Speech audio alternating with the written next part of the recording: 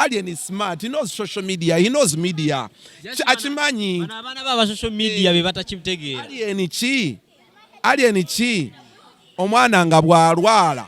Twamusaba ebifaananyi bya Gudo ng'asoma n'agaana. Kuba Gudo yali tasoma. Ne tumulemerako Gudo atasoma. Bwe yamutwala ku ssomero n'atandika obbitanga ali mu mmotoka ng'olaba ne uniform mpya. The next time ne mugamba bw'oba wali otummoota ebifaananyi biri ebya Gudo naye n'obeera quick to release ebifaananyi nga Gudo mulwadde face ezimbagatanye. Bw'aba mwana wo, would you release that? Oba ofaaki. Naye akimanyi wabita that sympathy vote bambika Gudo. Eba yaba scorelinze. He knows how to play that card. He's a smart young man. Tomulabirawo. Social media bagenda okuma abantu be. Kanayire kutuzi bavumenga neira mazi. Bana abafawo ni munvume naye mukimanye nti nno tubaagala ate eno interview watugikoledde ndoza fa abasokolya interview mu kifo bweki. Mazi wakati. Mazi bwetweyagala bwetweyirako kutuzi. Abantu bajjukiza ekifo abafaango ni bajjeko bano bawugemuko. Bakiyita Linda Country Club. Kachuba TV Siprisaivo kanswe bitambula ddala bulungi nnyo. Ebintu twagadde tubikyuseemuko mulabe ku bintu ebitali bya bulijjo. Ate we tunaviira mu interview eno nga mukakasiza nti nno ekintu tukitudde ku level endala. Andi n'omukulu Jaxster ng'era tuli ku Linda Country Club. Tulina ekimere 24/7 ekifo ekipya kyetulonkinga obudde buno kyetubaguza ojje waneeno buli kimu weekiri swimming pool weeri gym weeri abakyala engoye okubakola enjala weekuli kale ekifo kyojjamu buli kimu n'okisanga wano. Sijja kwogera bingi nnyo ku kifo nga tetunabatandika kyatuleese olwaleero omukulu Jaxster kasooka amenyeremenyeremu mu kifo kino bye kikola mukakase. Mumwe nabadde bagamba interview ze Uganda tezinyuma. Interview najijja wanga omuntu nkola neeyira ne kutuzi. Kati nno kamuvume manya mbwaza fango nezivuma. Zigenda kuvuma naye. Mulaba amazzi tuli ku kifo kyennyini. Ogamba otya? Ndi bulungi Ivo. Mbuuza kuba tulaba ku Kachumbali. Mwebale kutulaba. Tuli ku Linda Country Club. It's a country club. It's a relaxation place. Ojano umura. Before ebifaananyi biti mu Uganda bitono. You come with your family. The kids are swimming. Now we know got in a pools bide y'abaana n'ay'abakulu. Ice cream pala wali. Omukyala wali enjala bakola mu nail pala. Tulina PlayStation. Abaana bajja ne bazannya. FIFA game zonna. PlayStation 5 weziri screen ez'amaanyi. Then we have a gym. Waggulu jano gyminga n'okolamu ebbala weeri. Then ekimere 24/7. Ekyaddala nkiriddeko ekimere ky'amaanyi. Era bw'ojja waneeno tojulirira ate simanya pa passport simanya pa kalasiti otuuka wano ekimere ne kigatta emmere yonna eyo gye tuli emakindye. So emmere weeri era ekikifuula ekimere 24/7 nti we serve food okuva 7 a.m. to 7 a.m. 24/7 Monday to Monday. So anytime it's food time at Chimere 24/7 wano Kulinda.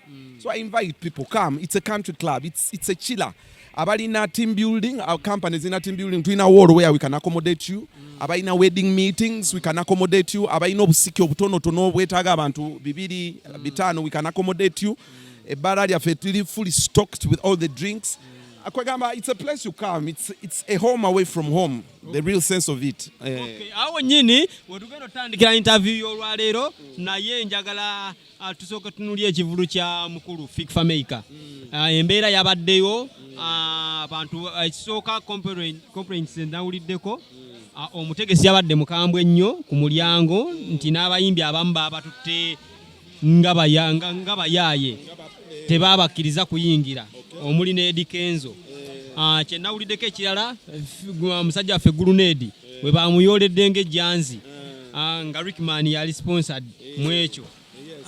Ne twagala twebuuze gwe nga gwe wakirabye ekivulu kuba nakulabikawo ssaawa nga 10 ng'oli live nga omukulu ate Fike lwali mukola gundi esembayo ne ŋŋamba yiyi ekyo ekintu kibadde kirabika omuyimbi ku lunaku lwennyini obudde nga buweddeyo n'akola lihaso sound check ekyembayo oba just kino kyabadde kya Fike. It's soka I think kiraga how dedicated and and how organized FIFA Maker was. Yabadde so desperate to give his fans. Yali yakola rehearsal gulo lumu. But yazala be final touch. Buli kyabadde alowooza n'ajja ne kano kankakolemu kanajja katya. We najjidde nga balina bye bakolamu n'oyo Wembley Mo final touch ng'alina kyayagala era wakirabya. I think he had an organized show. Ebyabaddewo omutegeso okubeera so harsh ku bayimbi. I think it's a standard nti you need to come on an invite. That's where it has to go. Nti abayimbi bano balala nabo babuvuyo. Nti waba tebakuyise nze kyova batambise sigenda. So I think it's in a mode of organizing. Waliwo woyito omuyimbi buli muyimbi najja abamu ne bakolerayo n'obuvuyo balabye wano. Najja n'abantu nga bataano. Wano ku kivulu kya Jaxster Fango ni boss teyali muyite. Naye ne beetwala ebikonde nani ne katsi okukakana nga show y'omwana akola show ennungi yonna ebadde highlighted kati walabye ekyabadde ku FIFA Maker. He had a good show but ebyogerwako grenade bamukutte ate Kenzo bamulemesezza. So but I think it's a precedence which has to be showed. One, gw'omuyimbi ategese ekivulu abayimbi banno bawe respect bawe invites. It is okay to have invites. Kubanga olaba ne Kenzo yali agenda mu Grammy, he had an invite. Nenga bali bakimanyi nti it's a Grammy, it's nominated, but you had to have that invite, that pass. Bane munatusonyiwa negiraja muko kutuzibu neno. Omanyi bino si bya bulijjo. Kati nange nenera bilati no ndi mazzi kati nno kweyirayiramu mukakase. Obalumyemu abayaye. Manyi abafango nibajjagambe photoshoot. Nedda bino bya ddala. Bali abafango nibali bakusse. Abafango ni abo. One, I think omuyimbi omukuba ensinga okwagala. Alien Skin. Mwagala in my own way. Because when basi kwagala nga toli important, I don't talk about you. You know about show business. Nti buli lwatu okwogerako TV zamubuula. But nze nayagala, I keep in a way of shaping him. Era Fango ni boss n'abafango whenever you do wrong I will talk about you. Because enswere kwagala ye kugwa kubwa. I want him to change. One, simwataki nga namubulirako bwe yatabukira Katonda nayimba ebyo stani nze ni musajja mulokole ekyo sikikkiriza era nze omwere amwaplauding out during Christmas nga akola Christmas za Mukama. This is the way to go. Mukama yakuwadde omukka kakati. The other day when I talk about you it's not because I hate you. Waliwo we mwekuba amasasi ne bajjo. I condemned that with the strongest words possible. We can lose you. Tusobola okuluzinga. You sing your music. Bino ebya politics ebyaki bana ekyo kisajja singa kimba music. Nabera ku music ne character yakyo ne commandinga nga bwe kize Mukama wakiwadde. Bichimala he can rule, he can create his empire endlessly. Omusajja Fike Gaza. Baafuna obutakkaanya we Gaali ne zeeyisaamu awo. Era ne bagamba nti Fike Gaza azze kujjawo Alien Skin oba yamusobodde. Kisoboka Fike Gaza okukwatako ne beba inchi ku mafuta ga Alien? Kyamanyi Alien kiralamu kikyali ekyo. Omanyi gye bujja bugenda. Katandika kintu kizibu omuduplicatinga.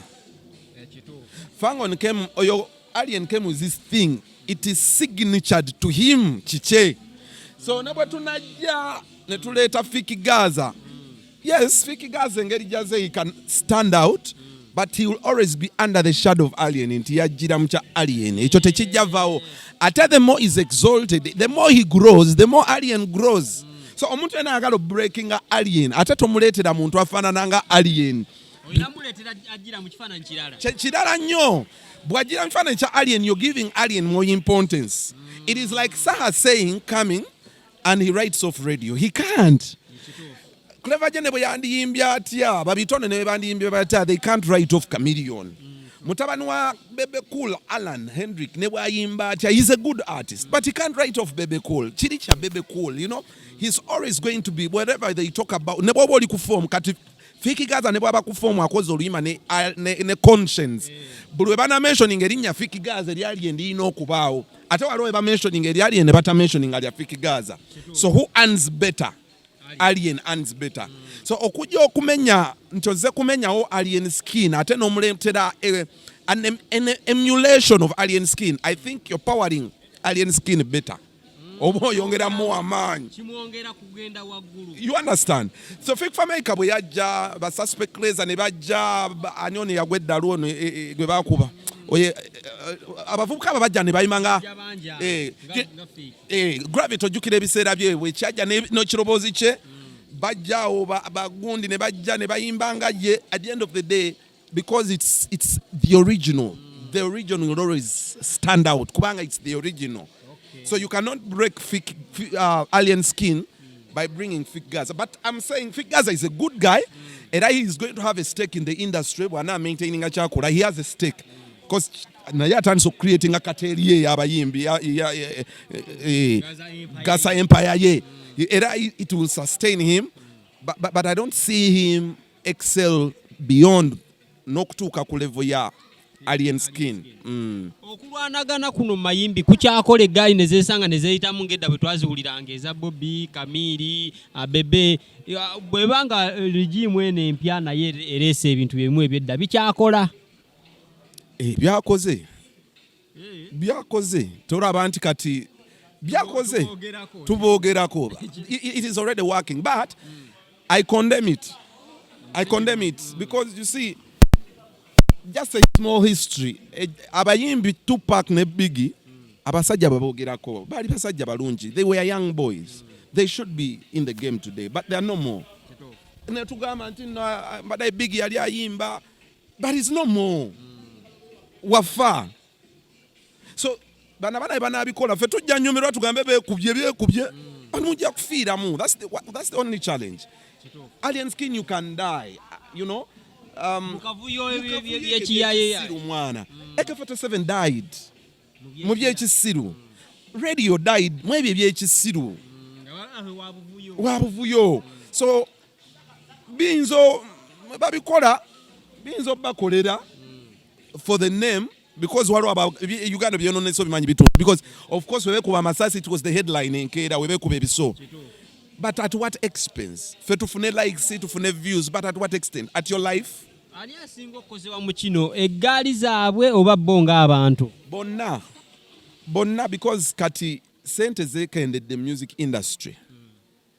Sente zekendedde nti zize where you need to have endorsements. Abayimbi abagaggawadde Diamond Platinum, he has so many endorsements. Nti ne bwayimba zayimbye zongerezaako naye nga ina deal MTN. Companies no zitandise okurealizing they are beginning to attract to dwell into numbers abayimbi. If you have numbers, they look for you. For influencer bali surviving on numbers. So, but people will fail to identify with you ngoli wabuvuyo. Alien skin at this level, he should be representing so much. He speaks a lot to the ghetto and they listen. But how many endorsements is he getting today? Alien skin yono alina okubanga kuba ayogera ne bawulira omanyi waliwo kye bayita cult its believability ya waggulu omuntu okukkiririza mu kintu. So alien skin ekintu kye, it's more than music, it's more of a cult. Abantu bakkiririza mu kintu ekyo n'omuntu ne bakikkirizamu oba kirungi oba si kibi oba kibi. So that power is enough to create an empire of wealth for him from the corporate world. Naye people are skeptical. Bagamba bananda babatyanga MTN dala kale yadde mulungi naye ebiragala nkwache eyo amasasi gano. They fear, but they love. Begomba the numbers commands. Begomba the numbers on the social media. But because of that one thing, it is affecting. So byonna kibakosa. Ate abaana abali ku Gaali. Mwana bana bayimbi balina life yaabwe beyond we bamala ne babasudia nti nze ndi wakabi balina eyo gye badda ne babasekerera. Ekyokulabirako nawulirako omusumba Bugingo ng'agambye muwala we ne bw'abanga ali atasobola fumbirwa musajja atambula na Bugingo kuba abakimanyi nti omusajja oyo tategeera.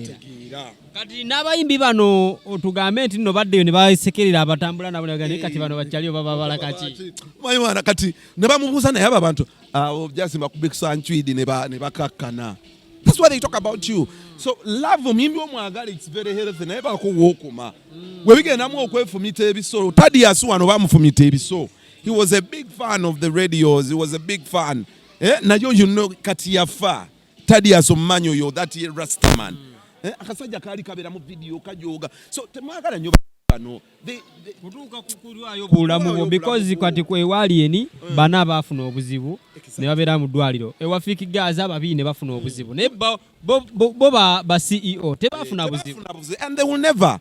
Okitegedde. So mubeere ba fans abeekomako. Nze ngamba njagala ali naye wano situukawo. Ate takusindika kulya bino omulya. I'm sorry to use that big word. Berako no chigwamu no. Gama nkwagala naye wekomeka. Actually this is I'm doing it for the fans. Because wano bo bagenda kwekuba entalo beekube bafente nina abawala bennalaba nga ntandika endongo eno. Obwala buno bwatambulanga ne baserebo okuvaala ku bashiba baani nenga buno obwana babuzizika abasajja serebo atandika n'obwana abuzizika obwana bwalwala dda bwafa ku myaka 10 years ago. Most of them are dead. Ne bwali bushe sirimu yabutata nenga bwe bwana bwalinga butambulira ku gaali z'abakyala ne mutuuka muwaliwo abavubuka betwalabanga nga twatambula nga basudde omuyimbi golooza kamiliyoni abaana byatandika nabo eri bonna bakyalina. You get so life will always move on. So it can't be bannange tuli mazzi waneno naye abaana kye batukola bannange. Naye eyo gye bayita enjoyment to the fullest. Country club linda byonna bisangano kulinda country club.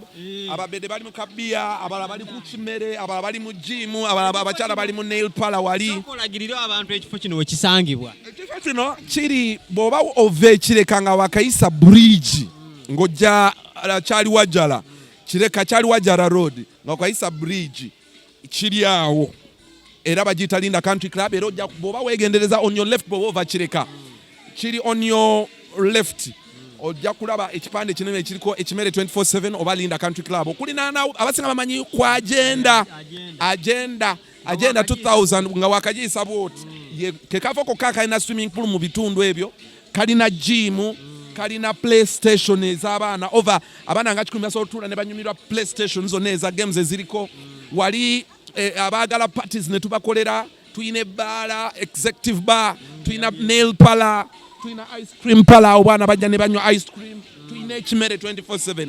Food is ready 24/7. Ekimere kyekisinza okunkolera manyi siri muntu wabitamiiza naye ekimere kintamiiza. Ekimere ky'amaanyi nnyo. Okuva ku macha paka ku macha tulina ensaniya oli ayagala ensaniya tuzikola. Tulina pizza ezakabi eziwooma. Tukola deliveries mwana. Kwegamba omukyala bw'obeera omuleese waneeno buli kimu kiggwa. Era tulina ne ka Valentine special. Valentine poolside Valentine party.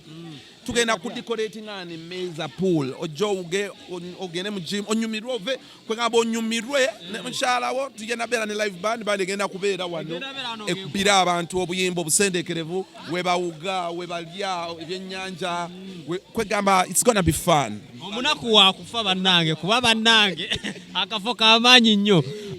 Jaka mu bantu abasinga okuvuma bikivumo kye kyasinga okunyiiza. Waliwo akakambika oyo omwana eyagenda n'abika neeraliikiza abantu bange nti ngudde kabenje nfudde. Bayibuli egamba nti oyo ayagala nnyo okufa alikifuna ebibala byakwo. Era oyo omuvubuka bw'asigala ng'akola ebintu ajja kufuna ebibala bye. Kubanze Bayibuli yampa amaanyi over death and life. Olulimi luno lutonzi kyeweeyagaliza. Kati gwe tosobola kunjagaliza kufa nga nze neeyagaliza bulamu. You can't create that. But if you love death, talking about death, death can find you. Bwemba n'okukiriza okusinga okwokubeerawo gwanjagaliza okufa osobola okufa. I can win because I actually nakuwangula. So don't wish death over people. You can die. Ebisigadde byonna bisobola omuvuma naye n'otayingira nnyo kuba okufa oba oyingire ddala mu bulamu bw'omuntu. Abaana bali spiritual bamanyi. Era nakola video ne ngamba abantu nti omuntu bw'akubikanga ebyo ebintu nze musajja mulokole kikondeming kimenye kisobola okwetonda. The world is spiritual. Bw'otandika okutya n'abantu batandika okutiirako they create it bakitonda in the universe. Ogenda omuntu yafudde batandika ndi bamubikanga abasaaga kati yatandika okutya. Remember when you fear you've accepted. But when you have faith over it, oba okiwangudde. Kati ze nina faith nti kisoboka bya kisiru tebisobola bbaawo. The God I serve is mightier The God in me is mightier. Naye kati omulala bw'abanga tamanyi the spiritual wickedness osobola okukikutukako. So yoyo mwana yeka, but I'm okay, and otherwise wali kivumo kiyinza kunvuma nze kinkanga mwana kubanga nze ninalo fit Ivan ninalo fit sisibwa okunsanga ndina empalana n'omuntu eri awo just njogera omuntu mwe kugamba kyenjagala nze nafunako issues ne Fike Fameka naye kyenamugamba yakitegeera era nabadde ku show nze nasinza ogimupikira young man, my brother, ompise ompanise ate natubina oyina record gy'olina ku miyimbi embi ku Jaxster nti it's really hard. So buti wasinzo sanga mulimu guno ogw'amawulire ebbanga ly'ogumazeemu kuba si mwangu. Kalwalo gye bayita bagiyita mu luzungu bakiyita mixed royalty. Mixed royalty yaffe olusebeera compromised nti mukama wa Gambye kuba emboozi eno ku Palaso. Palaso yabbye enseenene mu bbaala. Nkwe example. It's bad. Never abanga. I'm sorry, I'm using that. Just nga chali wange. In case it's a bad story. Olusi oba tuyagala jikola. Nenga mukama agambe kuba oli chali wange. Chaliwo ate lyono n'ekiriibwa kye. Ate ngenchange na kati n'ogikola ne kiyitawo. Nenga atoyina mu facing encho mugambe mwana Palaso nabadde ku mulimu. Olusi bami nanyiga. By the way bwe buzibwa n'ekirala abaana bafango ni bwe balina. Katukwate musanga nti no ojja kukola straight nga gwokola mulimu gwo naye omuyimbi lwakuba oba akumanyi oba n'alowooza nti nno nti omuliko omukuba nga ate oluusi okola mulimu gwo. But nze kyenyinza ogamba abayimbi bwe najja ku BBS nali nsobola okukola entertainment show era nze ndooza nze natandika show z'olugambo ku TV nagitandika Katogo ne Dictator Mark oba mujjukire bisaba Dictator Mark yajjanga Katogo buli Friday ku Record TV buli Friday era yali lugambo kati we najja ku Delta TV nenkyongeramu bwogenda ku YouTube waliwo kye bayitanga akatijjo k'aba celebrity. It was a news story era Kafuko yali producer wange. Kafuko ya kuproducingako ne Anatalia era naye nga tuli eyo ku Delta on that matter. So it was easy for them to transfer that idea ne bagitwala ku Spark nekula kati nze okujja ku Delta because primarily okujja ku BBS nali saagala nnyo amawulire gano nze nali manyi power yaago nali nyagala nzije ne sacrificing a passion of presenting a musical show omanyi bwe njikwatamu nayo ndi mubi kuba nenjiteeka wali but I say no, let me moderate the news era ndowooza reported amawulire gaffe tegali extreme tetuvuma for the likes, we report the news nga bwe gali nti najja nze ngambe it's okay to have a celebrity a fan ategere nti celebrity aguze emmotoka kiri okay okumanya nti celebrity alina kugamba ne bitaba bibi byokka nga we byali egwali that tabloid alwanidde wano gundi akubye gundi era I've always tried to do that. Of course abasinga naddala bakama baffe bazwala nga PR story. But that's how it has to be. It is okay to talk about an artist achievements ze bwaba afunye mulwadde n'onnyonnyola abantu nti mulwadde bwaba akoze ekibika nakyo ne tukyogerako nakyo but not only ate sirwa kuba notomwagala wabula okutereeza katwalo we nali ku show nenfunamu obuzibu ne Palaso twali tu debating script yali tubuuze Palaso akoze hit ky'omwaka guno kwegamba it is omuletanga element. It was deliberate because muyimbi waffe. Okay, tugira ne tugamba kati nze ne mugamba Palaso yatukubako omwaka ennyimba 10 ezifuza omwaka zonna zize kati nze bompe ennyimba 2 I feel you underperformed as much as you've performed kubanga ye muyimbi omusimbi omwaka guno kabaka kwagambye yasinze okwagala neera kabaka n'ennyimba zayagala mulimu malamu ezaali 2 years song. So nze nganze era namugamba I want you because bwe ntunulamu Chameleon Bebe Cool the Bobby Wine newe baba bayimbye nnyo bakoze kye bamala they are reaching there ekiseera kiweddeko and I feel this young man Palaso is yet to hold that flag. He has to be the Chameleon. He has to be, I don't know, ne Kenzo Saha Lutalo. I feel njagala kitukenga ngawe twanyumya the fantastic three, the triple three chameleon tunyumye ku the triple four. That rivalry, that competition, that energy, but it comes with hard work, it comes with good music, it comes with being present all year in, year out. Chameleon is year in, year out. Ekisajja kikuwa year in, year out. So that is what I did. Neka raso baba mu video oba yagiraba nanyiga nnyo Jaxster banayo nkoze eki kunza nemugamba no kwogerako. It was a deliberate. Twandiyogedde ku mulala naye twagadde gwe kuba gwe waffe. Obuzibu n'ekiralanze bwe nalaba naddala mu mulimu gwaffe. Omuntu osobola omuwaana emirundi 10 n'omuzala wamu gumu n'omuzala wamu oba noyogera ekituufu naye ekitali ku sayidi ye n'akunyiigira. Kyo bakiyita entitlement. Abayimbi balina kiri nti a presenter is supposed to be submissive to them. Era balina okijjawo because nze teri muyimbi. No artist has made me. No artist has made me, but I've made them. They owe me respect and loyalty. I've made them from the gravities, from the Just Steadies, from the A-passes, from the Spice Diana, from the Palazos, from... name them. So you owe us some respect. Nze teri muyimbi gwe nfukamira ne mugamba wa empire ebitaano. Nezi shows Zaabwe ezo. The empires have created. I'm self-made. Teri muyimbi agenda kungamba nti lolo ya muyimbi milioni 2. Milioni 3. Bwaba gyali aleta akata and abyolese. Abayimbi nze kinene kye olina kwaye 10 ate olusi nze sisaba. I don't knock on their door. Ngalabe na mirimu olusi. Me no friend them. Nze sisabiriza. Era n'abayimbi bwe mbankuwa omuyimbi ye Kandoza whom I owe loyalty era na Levixon birthday ya mzee wange yajja ya mutabani wange then Palaso yajja kawo nga nakatandika nanyimbirako he offered to sing for me but you see boba wanyimbirako gumu tekitegeeza nti tonyimbire mirundi ema kubanze nyimba nsigala nzikuba so wompako gumu tekitegeeza nti all the time oligana nakuwaayo sigala ngompa kuba nange kyakukolera. Mu bivulu ebyabannamawulire omwaka guno sofa ekyadda ginayisi at 10 years. Tukusuubira okukolayo naawe concert ku birungi n'ebbanga ly'omaze mu industry nga yo ensi yonna egitegedde. Ngenda kikola. And I'll do it for my fans. I'll do it for the people who love me. I do it for the people I've inspired. I'll do.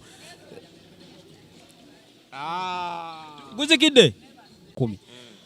Okay, obadde okyanyonyola ogenda kukolayo ekivu.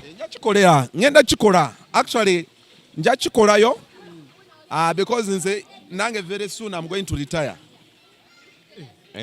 Ogenda va kukuweza. Very soon I will retire. Togenda kubomba naawe. In Uganda nino jina fuya. Sigenda bomba. Singa na bomba da.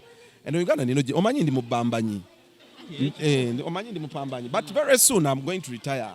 Very soon. Ode muchi. Nzire mu business zange. Boss, ndi CEO wa company bagita Star Property Consultants. Tutunde taka. Ni CEO wa Ekimere 24/7. Ekyo kyo ndi mujulizi nchiriddeko. Ndi CEO wa company bagita Vibrations Media Uganda tukola emikolo n'embaga. Kantobeko n'ebyo ebyange. Kankoleko nange ebyange. Very soon I have to okola ebibyo. Omuntu omu yagamba nti munnamawulire bw'annyuka okuweereza yeetaaga n'agendako somewhere n'awumulamu emyaka nga 5. Ku lw'ebyo ebintu by'amanyi ebiri mu industry oba ebitambula biyinza omuleetera ekinyegenyege okukomawo oba okwasa ebyama oba n'abantu abamumanyiiko nti alina ebyama bayinza omumunoonya ne bamukolako obuzibu.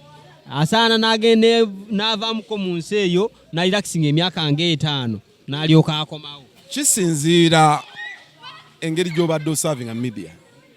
I've not created any enemies. Sina byama kye ebineeraliikiriza. If I've said something, it's because it's there. By the way, I like to read. Ne ali no yoraba. To have no misunderstanding, but I called him a good guy. Go it easy. You know, Jeff Nendongo Jimanyi, you're smart. Now Jaxster Chimanyi. Alien is smart. He knows social media. He knows media. Achimanyi. Social media bibata chimtege. Alien chi. Omwana nga bwalwala. Twamusaba ebifaananyi bya Gudo ng'asoma n'agaana. Kuba Gudo yali tasoma. Ne tumulemerako Gudo atasoma. Bwe yamutwala ku ssomero n'atandika obbitanga ali mu mmotoka ng'olaba ne uniform mpya. The next time ne mugamba bw'oba wali otummoota ebifaananyi biri ebya Gudo. Naye n'obeera quick to release ebifaananyi nga Gudo mulwadde face ezimbagatanye. Bw'aba mwana wo, would you release that? Oba ofaaki. Naye akimanyi wabita that sympathy vote bambika Gudo. Eba ye abasikowalinze. He knows how to play that card. He's a smart young man. Tomulabiraawo. Social media bagenda okuuma abantu be. Kanayire kutuziba avumenga neyira mazi. Bana abafawo ni munvume naye mukimanye nti nno tubaagala ate eno interview wetugikoledde ndowooza ffe abasokolera interview mu kifo bweki. Mazzi wakati. Mazzi bwe tweyagala bwe tweyuyirako kutuzi. Abantu bajjukiza ekifo abafaango ne bajjeko bano bawugemuko. Bakiyita Linda Country Club. Mugye nga tubudde mu bino ebya ki tuli bakyali bino bya media temukiika nnyo nsingo tuba tukola bwe tukulebula tuba tukola mu bukozi. Don't get personal. Okufuula nnyo ate mulamu anno tukuttidde nnyoko. Jangu era mugye mumpagire njaga mugambe ekyo kikyali kyatwogera mulina okumanya mbaagala nnyo because omuntu nkigamanya abantu nti omuti ogukasukirwa amayinja kitegeeza gwe guliko ebibala.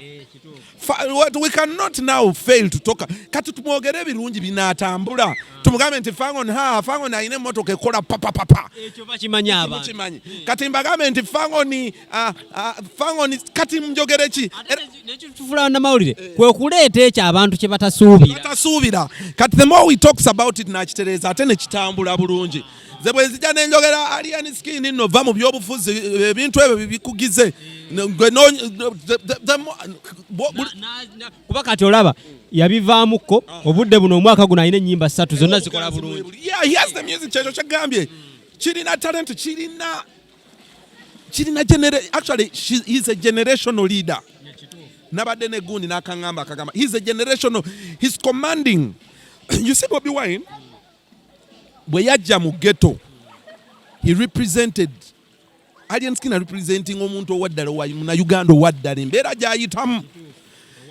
Naye na representing essuubi nti yadde tuli ekyo tusobola okifuuka. And that's what Bobi Wine represented. Kakati Bobi Wine wayingira mu byobufuzi n'atandika okwambala amasuuti. There was a vacuum of someone who can take on that. Bana abasigadde. Representing akwata omumuli ogwo. Ideally Zaxster yali azze nga tulowooza from the ghetto he has risen because wamulaba ne yali mu uptown lungi nnyo era yakula nnyo n'afuuka uptown nnyo kati nakyo n'akireka naye nekisigala era nga kibanja nga industry eri awo terina muntu oyo so ki alien ne kikitegeera so people they assimilated with him better. He dissolved himself into them and they felt him. So he represents that generation, which is the biggest generation. He has wealth for life.